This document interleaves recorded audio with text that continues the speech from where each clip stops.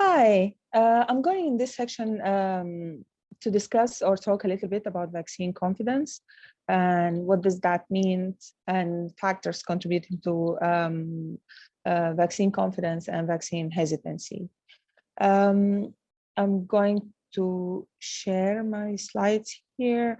Vaccine confidence is gaining a huge momentum, um, especially during this COVID-19, although talking about vaccine hesitancy and acceptance is as old as vaccine efforts itself. However, this momentum is through what has been recognized, as Tina discussed just before this section, the role infodemic played and still playing during this COVID-19 pandemic. That helped in addressing or in discussing more the importance of vaccine confidence and understand it more. Confidence simply is trust. However, the longer definition for this one, especially when we talk about confidence in vaccine and confidence in health in general, it's an optimistic acceptance of a vulnerable situation in which the truster believes trustee will care for their best interest. So it's optimistic. That means it's built on relationship that was already being in place. That's why, and when we look into the factors contributing to confidence, we'll understand more these influences and how to address it and how to search for it, to understand better the communities we are serving in order to provide customized interventions, customized methods or methodology in order to address concerns in this particular community. Why it's important to address vaccine confidence or in health interventions confidence in general. So it's important because it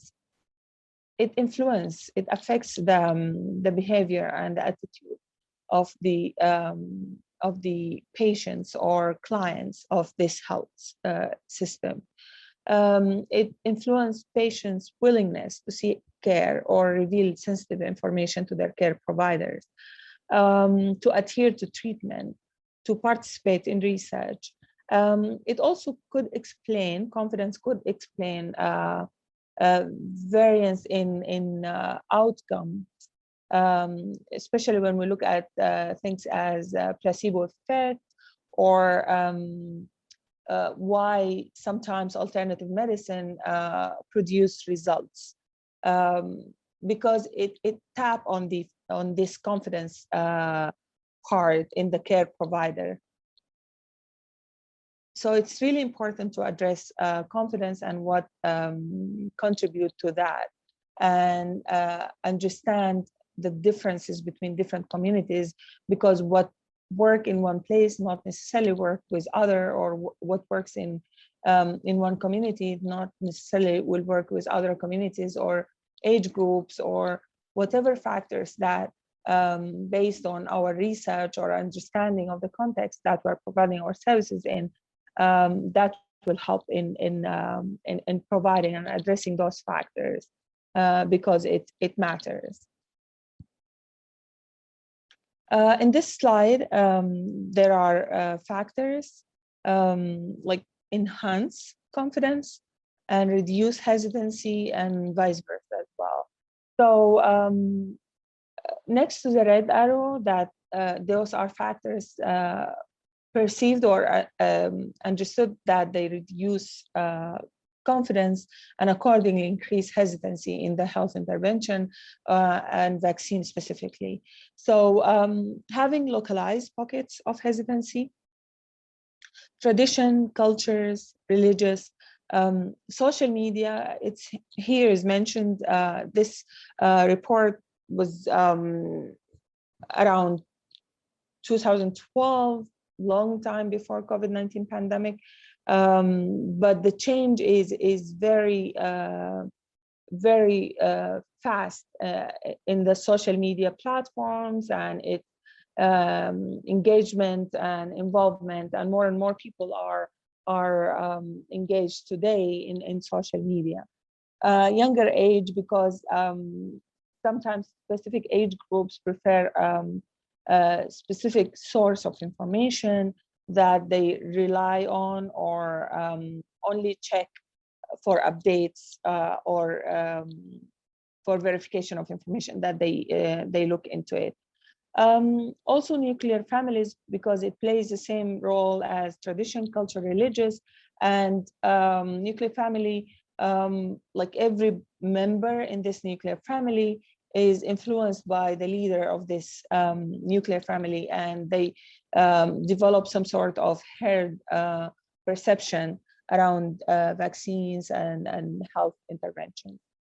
There are factors also contributing, like barriers to access to the whether the information or the vaccine itself, that contributes to like increasing hesitancy and reducing confidence, such as vaccine cost or shortage. And we'll discuss more the role vaccines shortage plays in addressing in increasing hesitancy and reducing confidence in vaccine. Time during medical visits, because establishing this mutual trust requires time, and people usually, and many studies supported that people trust their care providers.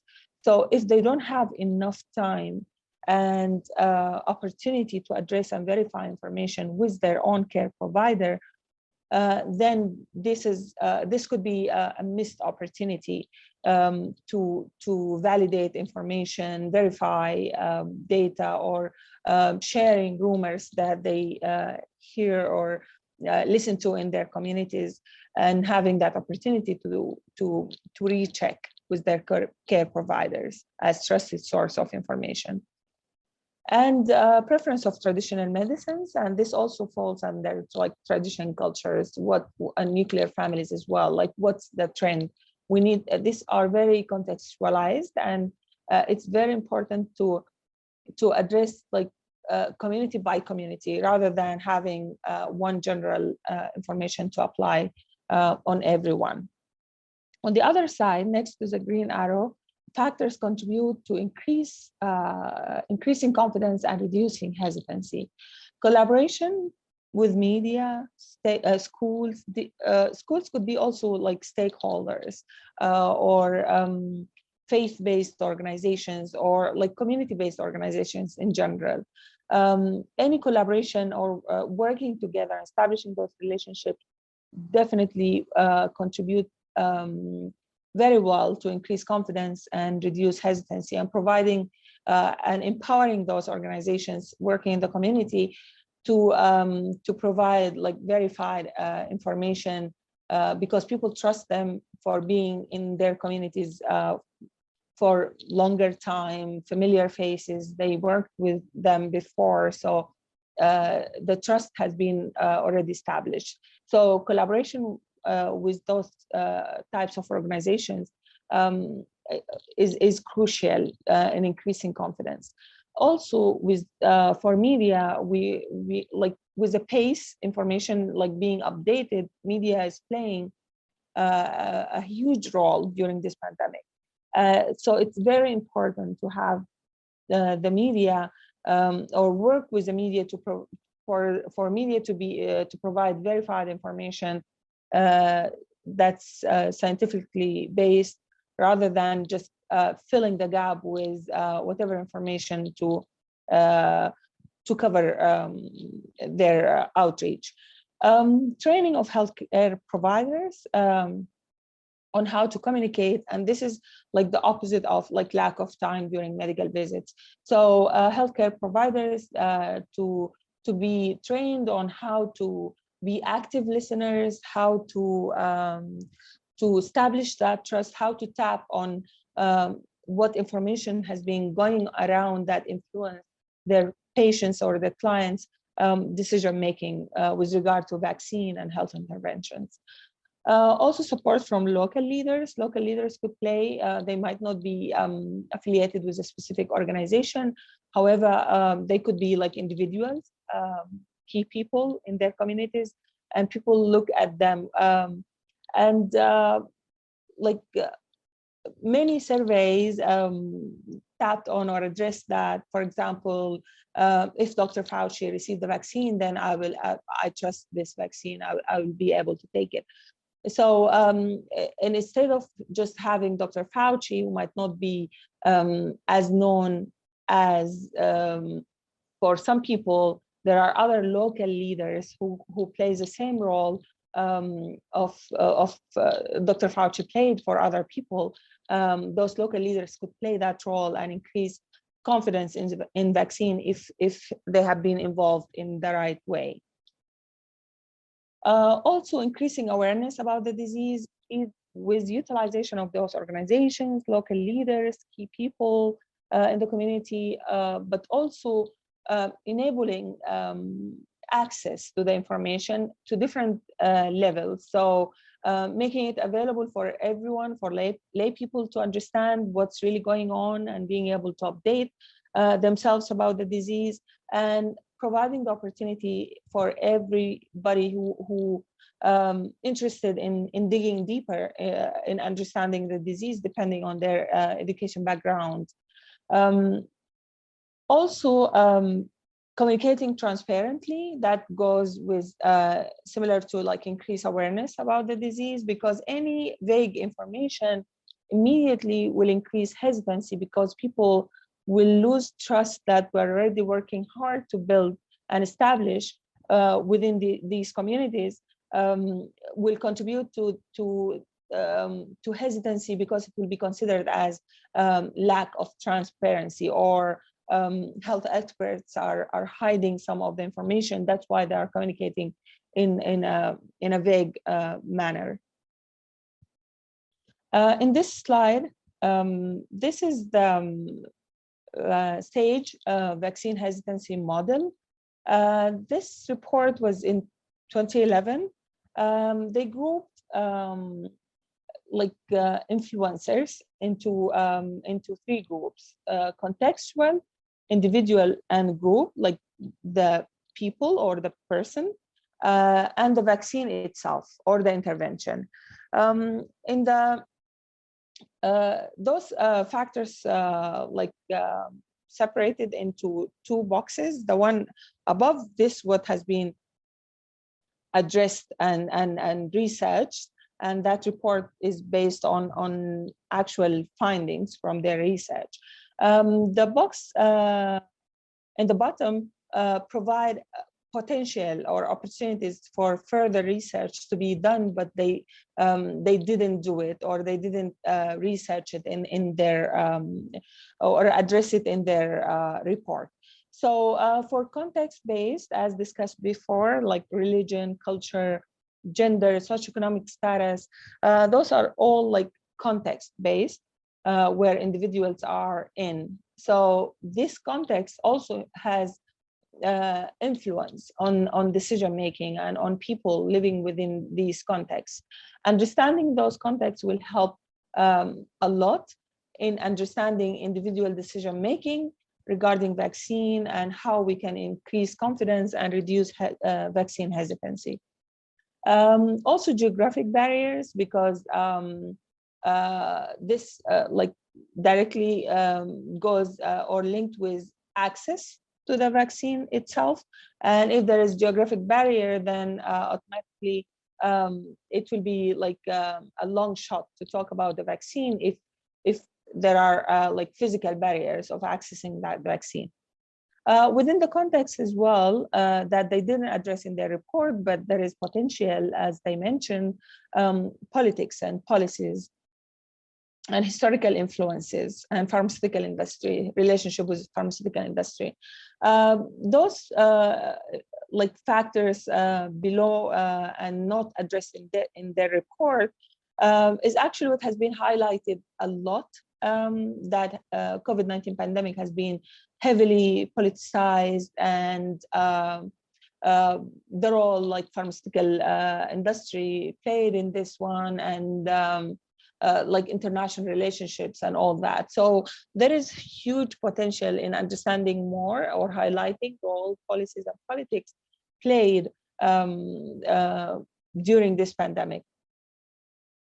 For individuals, like ability in understanding like risk benefits, also health system and providers trust like personal experiences, and those information like increasing or spreading very widely through social media. So if somebody had a bad experience with a care provider and share that through their social media, depending on their followers and people sharing this information, they could influence other people's decision making as well regarding this particular intervention or particular care provider or particular information.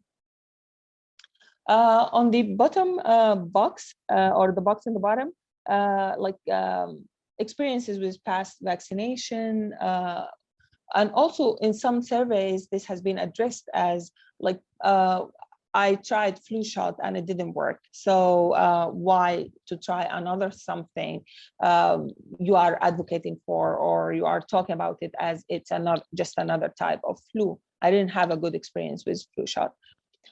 This hasn't been like addressed or researched in this report, but identified as potentials to address those more. And this information has been presented itself in different surveys during this COVID-19 pandemic. Also beliefs and attitudes about health and prevention.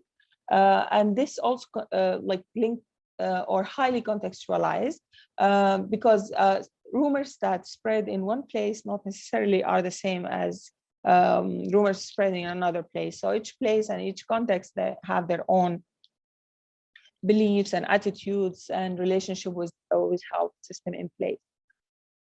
For vaccine itself and vaccination issues or influences, also introduction of new vaccine is known factor as to contribute to vaccine hesitancy. People are hesitant about new vaccines.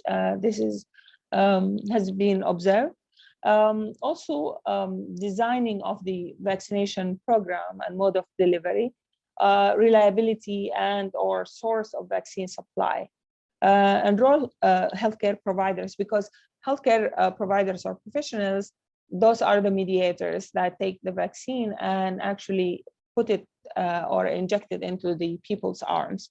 Cost of vaccine, but cost is one of many other factors that has been identified related or linked with vaccine itself, and which makes us also try to work or make us work harder to understand within this specific context what the concern is or what the problem is. Other factors that hasn't been researched in that report are vaccination schedules or mode of administration. In this slide, it highlights, I talked earlier about like vaccine shortage and how it plays role in increasing hesitancy and reducing vaccine confidence. In this slide, we see in the bottom here is access. Access is when supply meets demand. So it's not enough to work on the demand and increase people's willingness to receive the vaccine without having a supply ready in place. And this contributed a lot especially with the vaccine shortage in the early stage when it started when vaccines started to roll out. There has been a gap between demand and supply, and people, unfortunately, this gap between when people are ready to accept the vaccine, but it's not yet available for them, or they're not in the eligible group or category. So this gap, while waiting for the vaccine, this gap has been filled with or provided a very fertile platform for conspiracy theorists and misinformation to spread widely, to fill that gap between demand and supply.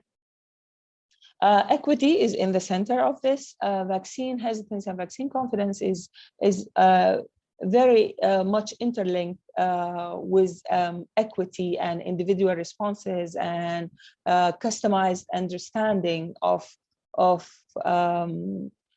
like drivers and factors contributing to vaccine confidence and vaccine hesitancy in one place or one community versus others. On top of those, so based on access and equity, then we can easily build vaccine confidence. It's on the top of the pyramid. This picture is just summarizes what we aim for by addressing infodemic and talking about vaccine confidence and how to increase that, how to utilize organizations already in place, how to engage community, how to focus on equity as center of all these efforts. It's to have a health system has an ability to untangle all these factors and variables contributing and interacting with each other and confuses people in how to untangle that into an easy way where people can make an informed decision based on facts and based on science, which I think with the pace of information, and this has been a challenge all through this pandemic, to have a timely information, timely analysis of information and data during this pandemic allowed to confuse, like allowed to increase confusion and the pace of information changed and everything that we are learning, like the pace of learning new things or understanding new information about the vaccine, the pandemic, and the virus itself and mutations and all that. So all these has been like tangled in everybody's head, and they're all health, like best or healthcare system that we are all aiming for is to be able to untangle all these into groups and into interventions that's context-based. Thank you very much.